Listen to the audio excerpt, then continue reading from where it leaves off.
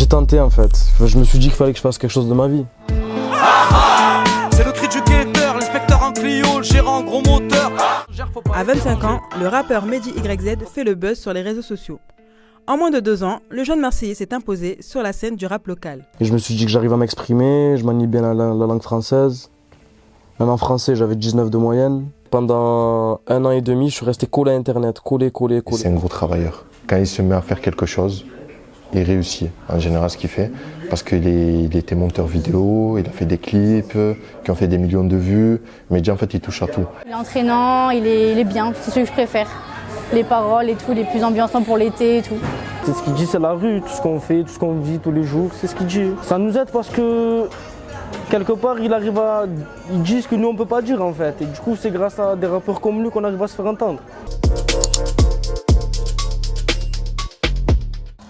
Alors moi c'est Mehdi, dans le rap c'est Mehdi YZ. Je viens de Marseille et j'ai 25 ans. Je viens de Saint-Jean-du-Désert, dans le 5e arrondissement. C'est entre les quartiers sud et le centre-ville. Est-ce que tu peux nous raconter un peu ton parcours Dans le rap, dans la vie? c'est un peu long à raconter. On a le temps. Comment dire? Au début j'habitais au Panier quand j'étais bébé avec ma mère et tout, avec ma famille. Après on a déménagé à La Rose. Dès que j'avais 11 ans, on a déménagé de la cité du Clos parce que ma mère elle en avait marre. Elle a voulu aller se rapprocher du centre-ville en fait. Donc j'ai atterri à la Blancarde, c'est collé à Saint-Jean-du-Désert. C'est là où j'ai atterri là-bas en fait.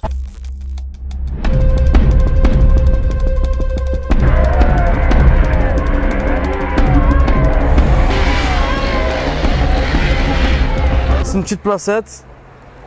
On tourne, soit on reste au quartier, soit on reste là. Ça dépend de l'humeur de la police en fait. Si on se fait virer de là-bas, on va là, et si on se fait virer de là, on va là-bas. C'est ainsi de suite. Comme ça, on est dans le 5e arrondissement, c'est pas comme les quartiers nord ici. C'est plus la rue en fait, c'est pas un quartier. Je peux pas dire que c'est un quartier comme un vrai quartier, genre y a pas de J-moto qui tourne, c'est pas le bordel, c'est calme. C'est nous-mêmes le quartier. Mais sinon, là où on est, c'est pas un quartier en fait, c'est un secteur on va dire. Après voilà, nous on a grandi là en face. Hein. Là je vais vous montrer un portail où il y a un tagueur qui m'a fait un tag. C'est un bon mec, en plus je lui ai rien demandé. Là c'est le snack du quartier. Snack Saint-Jean. Ah, faut faire attention ici quand on traverse. Là en fait, un jour il y a un mec, un résident du quartier, il a dans la trentaine, entre 30 et 40 ans. Il partait acheter le pain pour sa mère de bon matin. Il s'est fait envoyer en l'air ici, il est mort le pauvre. J'espère qu'il repose un peu aujourd'hui parce que c'était vraiment un bon mec. Franchement ici ça roule vite. Et là aussi il y a un mec à moto, il a perdu, sa jambe elle s'est coupée et il est mort aussi. Ici là, cette intersection elle est couteau, elle est dangereuse. C'est pour ça quand on traverse, dans n'importe quel état qu'on est, on surveille. Parce que c'est chaud. C'est nous la rue. Ce sont des pauvres mon pote. Là c'est mon portail, enfin c'est mon portail. C'est le portail du quartier. C'est le drapeau. Là il y a mon slogan dessus. Les 4 lettres, FPVS, faudra pas venir sucer. Regardez, hashtag FPVS. Et là vous avez tout aussi. Le F, le P, le V et le S.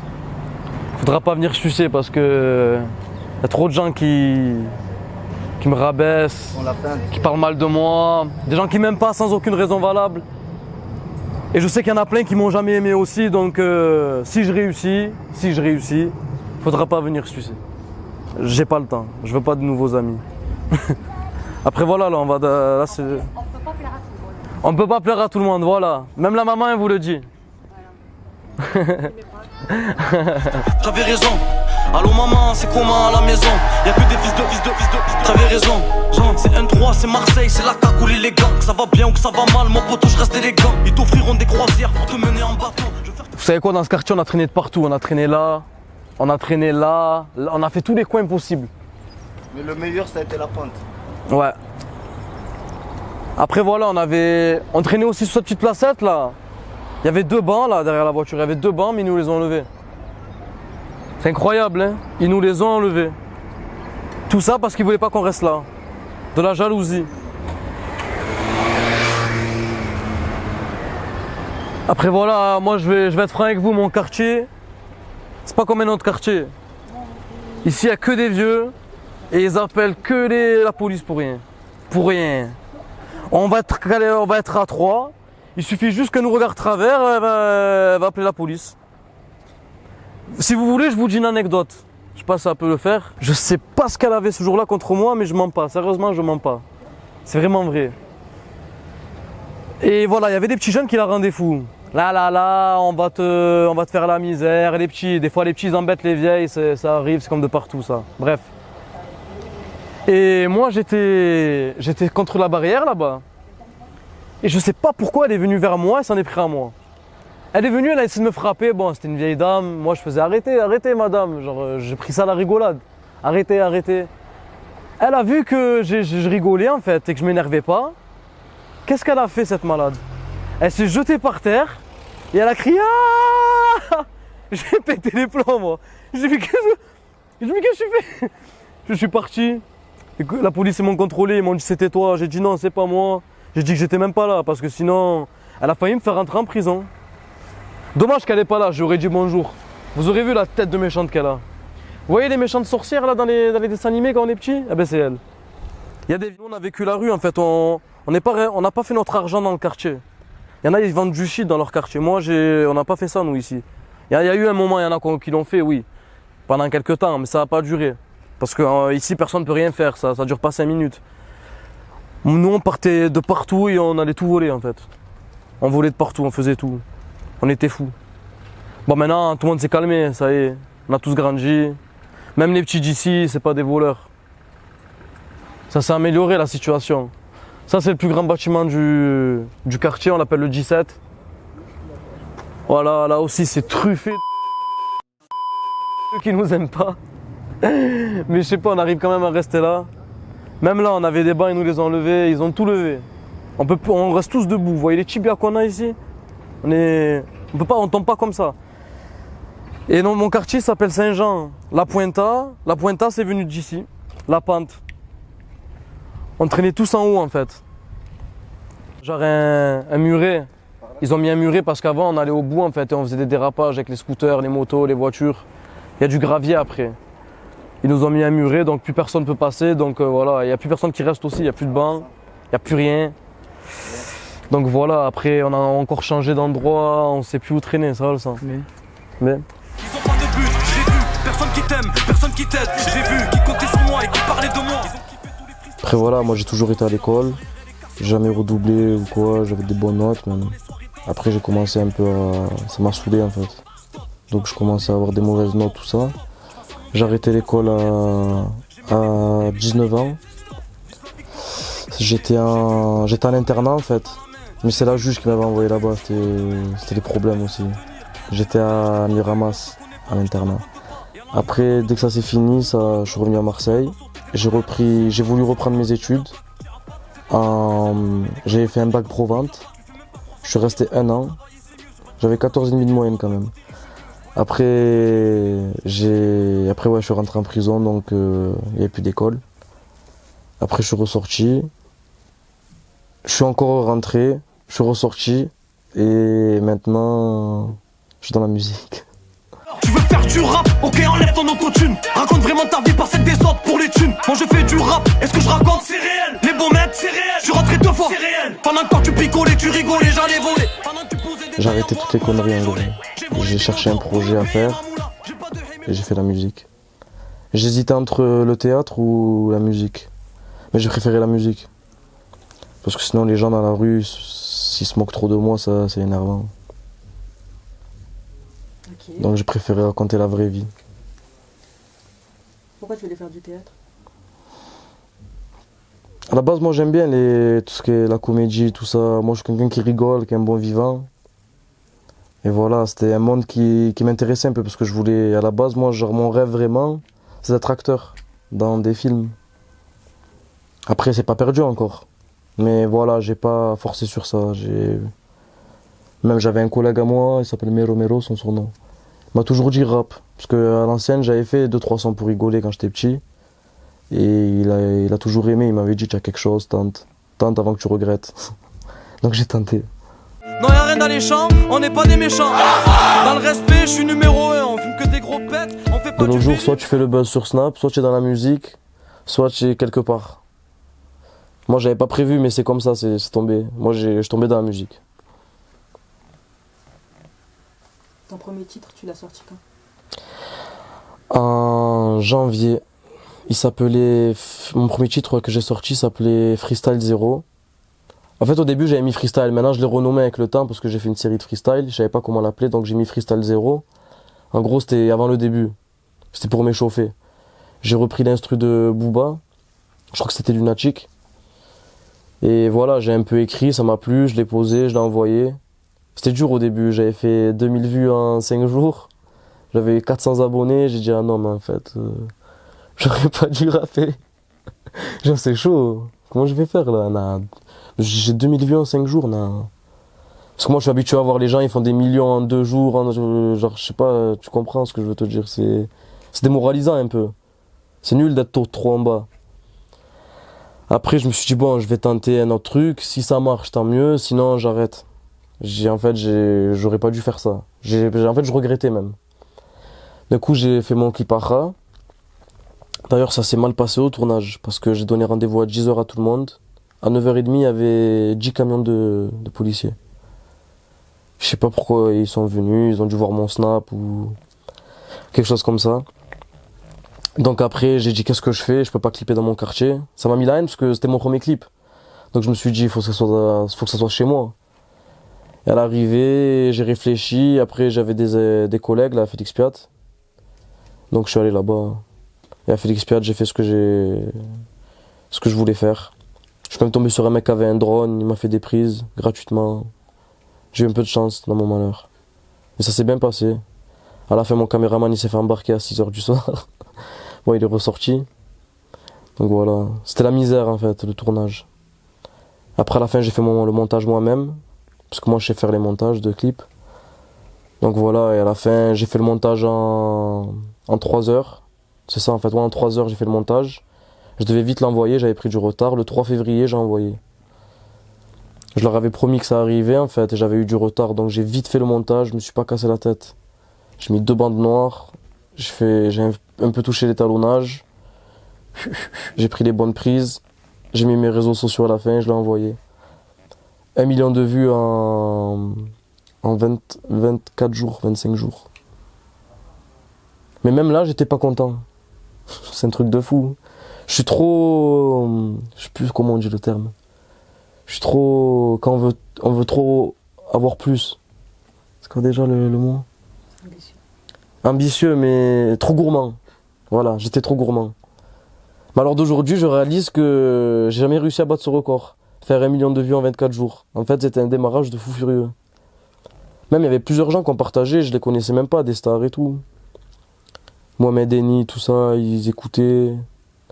Hassan Forêt, avant qu'il réussisse, comme il est maintenant, il avait un peu moins de buzz. Il y avait beaucoup de monde qui écoutait. Tous les jours, je me réveillais avec quelqu'un de connu qui snappait dessus. Si j'ai fait mon 1 million de vues en fait rapidement, je pense, j'ai eu aussi le Planet Rap à Jul. Il m'avait invité à son Planet Rap. Et j'avais fait Akra, donc il y a un autre son.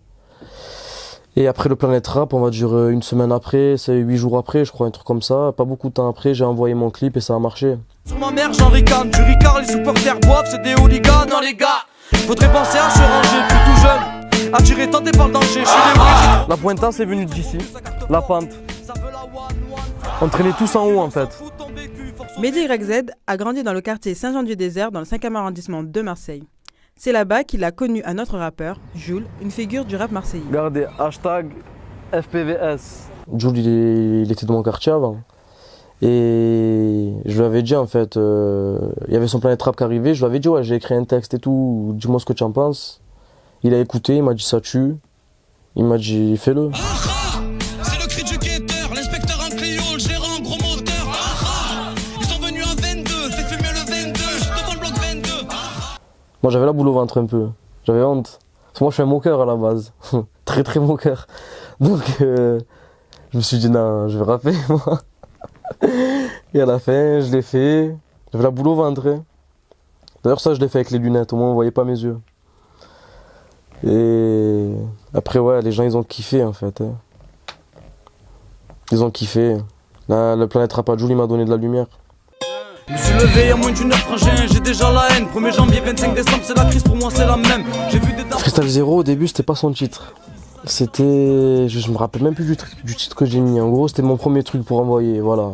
Genre j'arrive. Ça c'était tenez, j'arrive. Voilà, je sais rapper un peu. Boum, j'ai envoyé ça. Après ma deuxième sortie c'était Acha. Et après Acha, j'ai envoyé Freestyle 1. Je me suis dit, je vais tenter Freestyle 1, on va voir ce que ça donne. S'ils aiment, j'envoie un deuxième, si voilà. J'avais vite enregistré, il dure 1 minute 30 même le Freestyle 1. C'était vraiment. Je comprenais rien à la musique encore, j'envoyais n'importe quoi, on va dire. Alors d'aujourd'hui, je ferais pas un truc comme ça, envoyer un truc d'1 minute 30 ou quoi. J'ai envoyé mon Freestyle 1, il était même pas fini, même on le voit dedans, je suis essoufflé, j'ai mal posé, je l'ai envoyé comme ça. C'était juste après Acha en fait. Je l'ai envoyé 3 jours après Acha ou 4 jours, je suis un fou. J'ai même pas laissé couler Acha en fait, je voulais trop envoyer la suite. Et c'est en fait, j'ai commencé vraiment ma série de freestyle à partir du Freestyle 2. Le Freestyle 2, on s'est réveillé un matin avec mon collègue.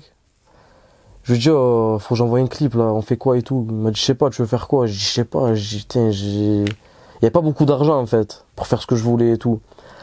Donc j'ai appelé un collègue à moi, il a pris une caméra, la Osmo, une caméra à 150 €. C'est vraiment pour à la base, ça c'est pour filmer des souvenirs ou des choses, c'est pas fait pour faire un clip vraiment. On a pris la Osmo, j'ai pris mon collègue, il m'a fait ça gratuitement, il m'a donné la force, il m'a filmé. J'ai appelé un autre collègue, il m'a ramené une Clio 2. J'ai pris une Clio 2, je suis parti jusqu'à la Valentine, je suis revenu. Et ça a fait 1 600 000 vues. Nous on mène une vitesse, nous on aime la vitesse. Faut que les limitations, on traîne au PMU, mais on connaît rien à l'équitation.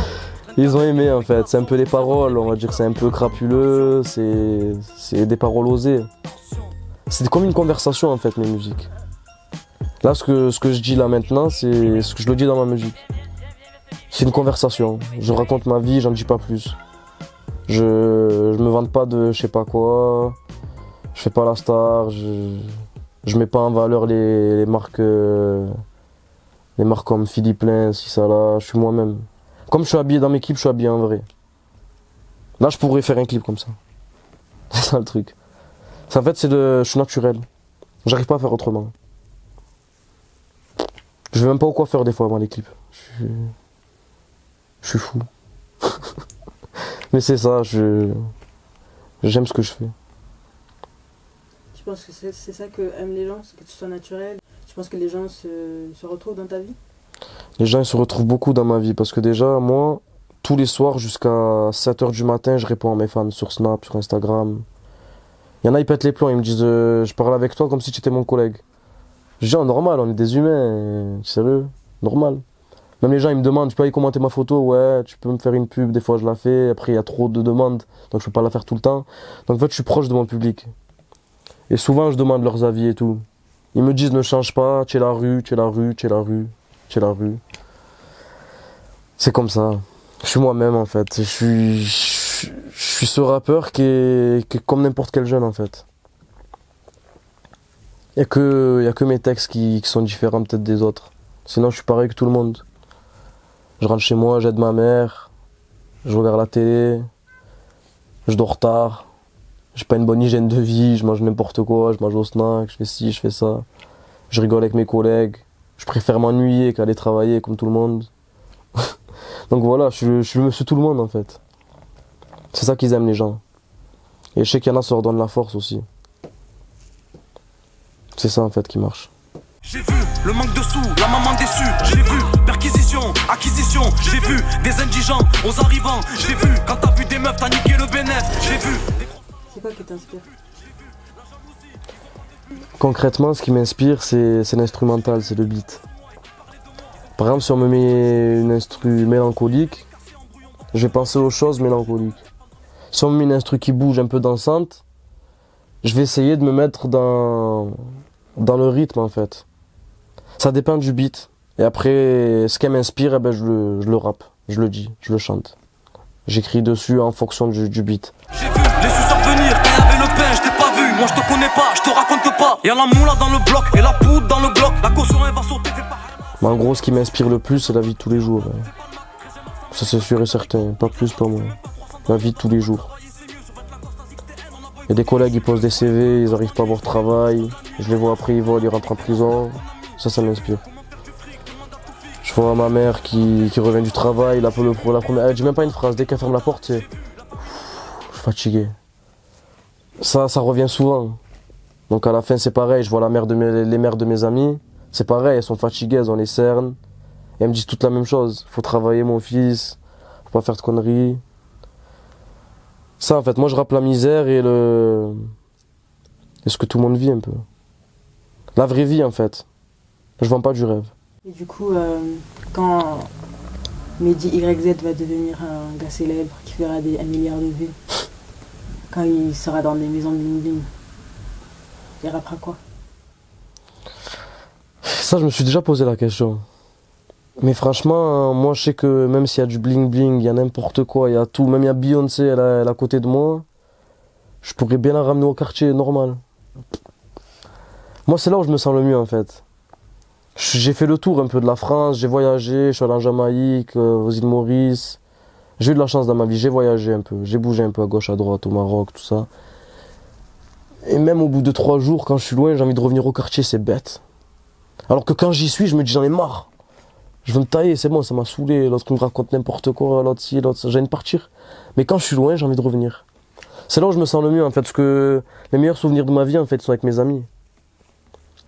Les moments de rigolade, quand il y avait la police qu'on courait, lui qui se faisait attraper, on se moquait de lui. Ils sont venus à 22, fais fumer le 22, je suis devant le bloc 22. C'est des trucs tout bêtes, hein, ça s'est mal passé, mais c'est des souvenirs que lors d'aujourd'hui, j'en rigole. Tu te rappelles avant? Ouais, c'était chaud. c'est ça en fait. Ça, je l'oublierai jamais ça. Et moi, ma mère, elle est tellement simple, et mon entourage, il est tellement simple que je pourrais jamais prendre la grosse tête. Ou quelque chose comme ça. Ça c'est impossible ça, je préfère mourir que changer. Moi justement, si je deviens célèbre et tout ça, je montrerai aux gens qu'il faut rester soi-même. Dieu il peut te donner comme il peut vite te reprendre. Ça c'est réel ça. Et c'est quoi tes inspirations rap? Est-ce que tu as des rappeurs qui t'inspirent? Est-ce que tu as des rappeurs qui t'écoutent plus que d'autres? Ou même pas forcément dans le rap, de la musique classique, jazz, j'en sais rien moi, rock. Sans mentir, à l'heure d'aujourd'hui, j'écoute pas trop de musique parce que j'ai plus de permis, donc j'ai plus de voiture, je suis tout le temps à pied. Et je suis pas un mec des écouteurs et tout moi, donc j'écoute pas beaucoup de musique. Quand j'écoute de la musique, c'est que c'est mes amis qui l'ont mis. Même chez moi, j'écoute pas de musique, je dérange pas ma famille, je regarde que des séries moi en ce moment, je suis pas trop musique. C'est-à-dire quand j'arrive au studio, j'ai que mon inspiration. Après, je regarde un peu ce qui se fait, tout ça. Il y en a qui sont bons. Hassan l'Enfoiré, il est en train de tout arracher. Soul King, il est bon. Nino, très très fort. Je pense qu'à l'heure d'aujourd'hui, il est numéro 1. Il y a SCH qui fait des... Quand il rappe, j'aime trop.